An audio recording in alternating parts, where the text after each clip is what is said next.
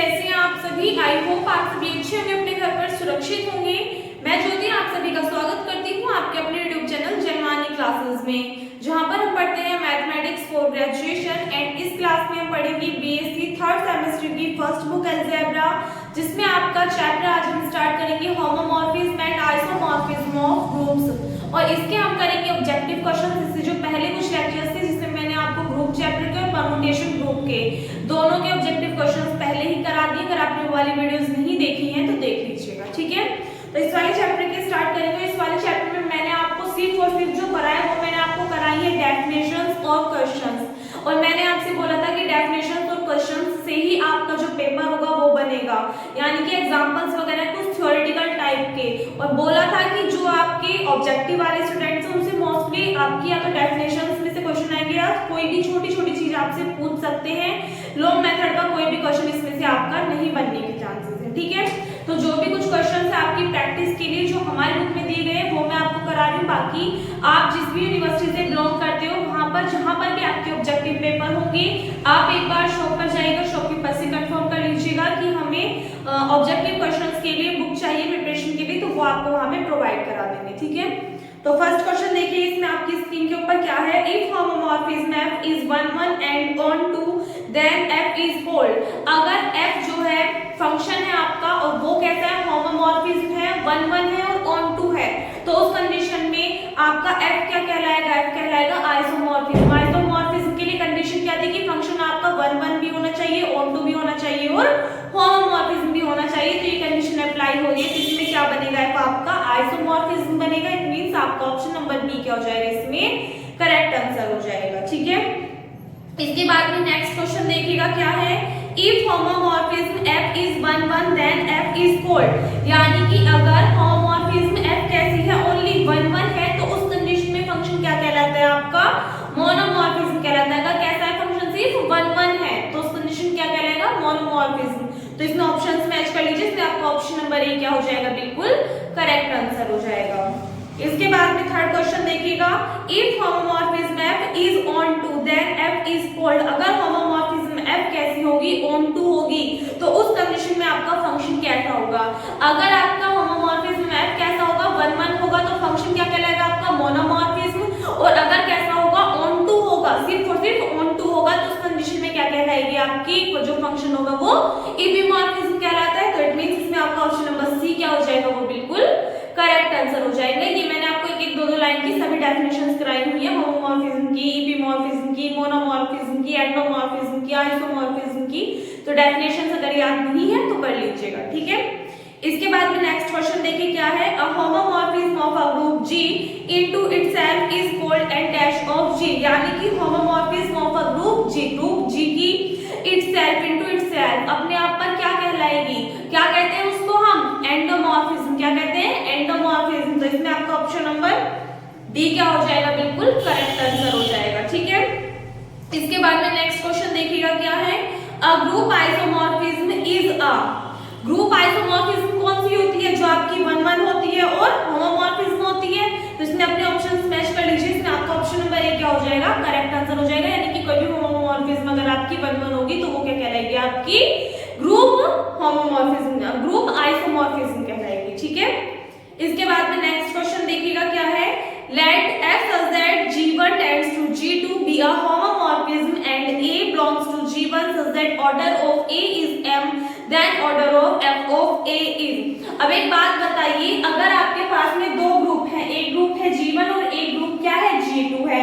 इसमें अगर कोई भी एलिमेंट है f of A, या फिर इसका मान लीजिए कोई भी एक एलिमेंट है A, और इसकी जो इमेज बनेगी इसमें वो क्या बनेगी, f of A बनेगी। तो क्या बताया था मैंने कि जो ऑर्डर इसका होगा वही ऑर्डर इसका होगा।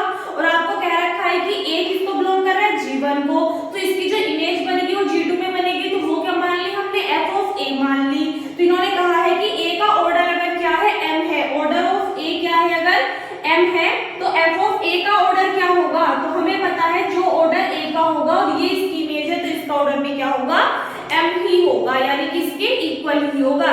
तो आपसे पूछा है order of f of A, तो हम क्या कहेंगे, equal to order of A।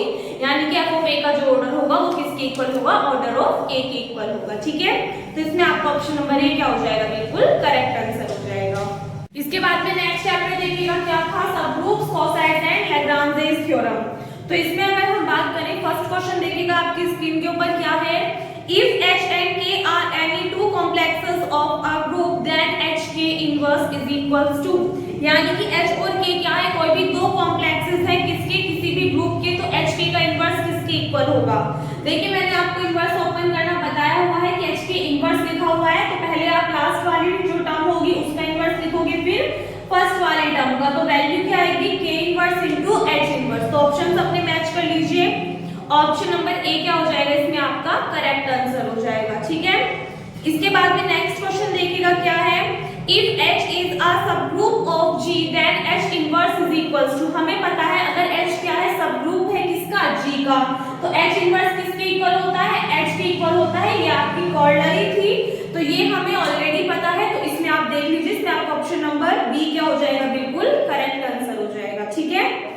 इसके बाद में नेक्स्ट क्वेश्चन देखिएगा क्या है, if HK are two subgroups of a group G then HK is a subgroup of G if and only if HK is equals to, यानी कि HK क्या है, अगर कोई भी दो सबग्रुप है किसके, G के, तो HK क्या होगा, सबग्रुप होगा किसका, G का। अगर H और K अलग अलग क्या है, सबग्रुप है G के, तो HK भी क्या होगा, सबग्रुप होगा G का। उसके लिए if and only if यानी कि नेसेसरी और सफिशिएंट कंडीशन क्या है कि अगर HK किसके इक्वल आ जाए, K H के इक्वल आ जाए। थ्योरम थी, प्रूफ कराई थी मैंने आपको, तो HK किसके इक्वल आना चाहिए, K H के इक्वल आना चाहिए। तो इसमें आपका ऑप्शन नंबर सी क्या हो जाएगा, बिल्कुल करेक्ट आंसर हो जाएगा, ठीक है।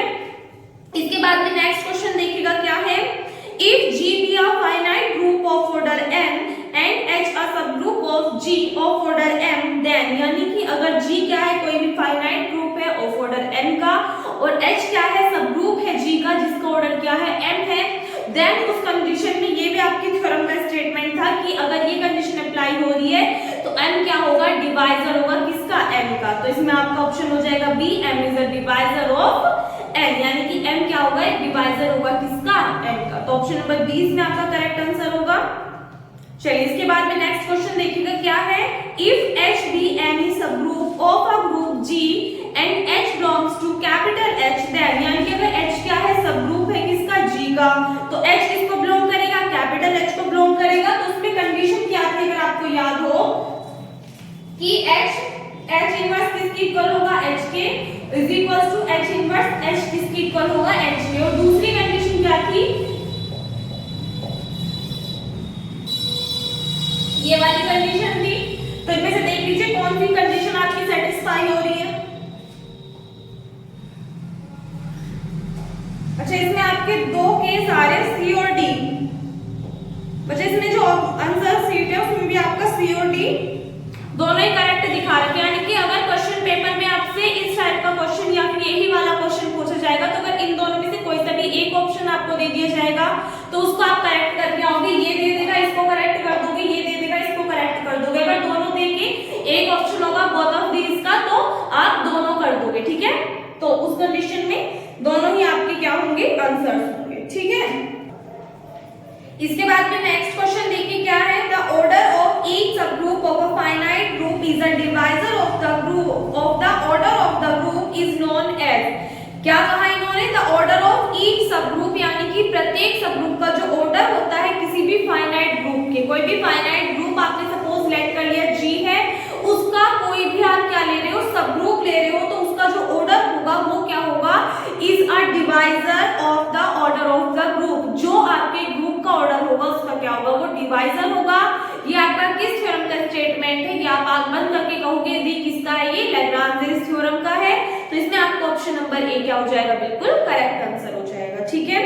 इसके बाद में नेक्स्ट क्वेश्चन देखिएगा क्या है, a non empty subset H of a group G is a subgroup of G if and only if AB belongs to H। अब देखिएगा सबग्रुप के लिए कंडीशन क्या थी, उन्होंने कहा है कोई भी नॉन एम्प्टी सबसेट है H किसका, ग्रुप G का, तो ये क्या होगा, सबग्रुप होगा G का किस कंडीशन में, अगर कोई भी दो एलिमेंट है AB जो कि किसको बिलोंग कर रहे हैं, H को बिलोंग कर रहे हैं। तो उस कंडीशन में हमें क्या पता है कि अगर एक एलिमेंट A है और B का अगर हम इनवर्स ले लें, तो AB इनवर्स अगर किसको बिलोंग करेगा, H को बिलोंग करेगा, तो H क्या होगा, सबग्रुप होगा किसका, G का। तो ऑप्शन मैच कर लीजिए, इसमें आपका ऑप्शन नंबर ए क्या हो जाएगा, बिल्कुल करेक्ट आंसर हो जाएगा, ठीक है। उसके बाद में नेक्स्ट क्वेश्चन देखिएगा क्या है,